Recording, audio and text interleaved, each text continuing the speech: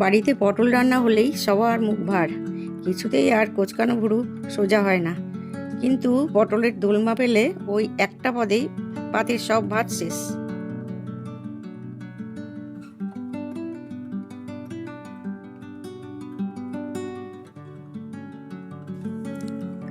নমস্কার বন্ধুরা, আমি শিখার সংসারে তোমাদের সকলকে স্বাগত।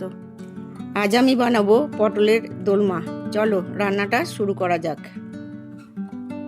প্রথমে বাজার থেকে আনা পটলগুলো ধুয়ে নিলাম। একটু বড় সাইজের পটল হলে রান্নাটা ভালো হয়।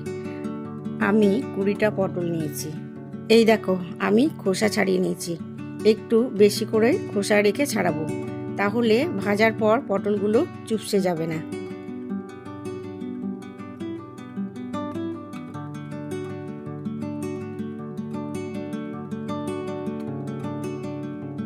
পটলের খোসা ছাড়ানোর পর পটলের ভেতরের যে বীজগুলো সব চামচের পেছনটা দিয়ে আমি আস্তে আস্তে বের করে নিলাম। খুব সাবধানে বের করতে হবে, না হলে পটল ফেটে যাওয়ার ভয় থাকবে।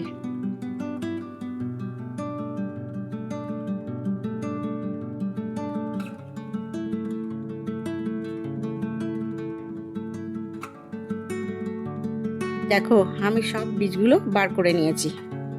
এবার নুন হলুদ মাখিয়ে হালকা করে ভাজলাম। খুব বেশি ভাজলে ভেতরে পুর হতে অসুবিধা হবে। দেখো, ভেতরের পুরটা তৈরি করে নিচ্ছি। এর জন্য আমি নিয়েছি রুই মাছের পেটি। মাছগুলো ভালো করে ভেজে নিলাম আর আলু সেদ্ধ করে নিয়েছি। অন্যদিকে 2টো পেঁয়াজ, 2টো টমেটো, 50 গ্রাম আদা, 2টো বড় সাইজের রসুন ও 8-10টা কাঁচা লঙ্কা একসাথে পেস্ট করে নিয়েছি।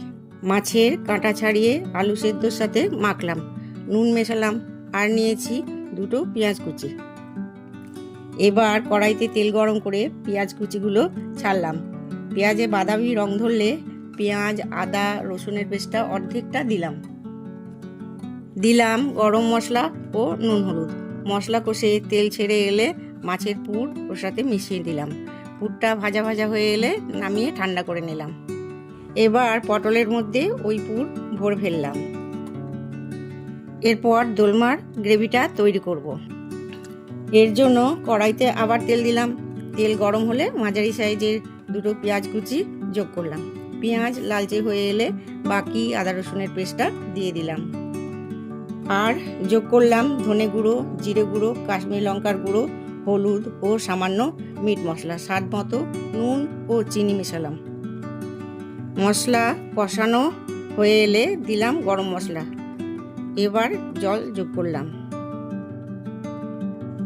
ঝোলটা ফুটে উঠলে পটলগুলো ছেড়ে দিলাম। মশলা যখন পটলের গা মাখা মাখা হয়ে যাবে তখন 2 চামচ ঘি দিয়ে নামিয়ে নিলাম। আমার পটলের দোলমা তৈরি হয়ে গেছে। আর কি, গরম ভাতের সাথে গরম গরম পরিবেশন করুন আর নিজের চোখেই দেখুন পটলের প্রতি সবার কি প্রেম। আমার ভিডিও যদি আপনাদের ভালো লেগে থাকে তাহলে অবশ্যই লাইক, কমেন্ট ও শেয়ার করবেন।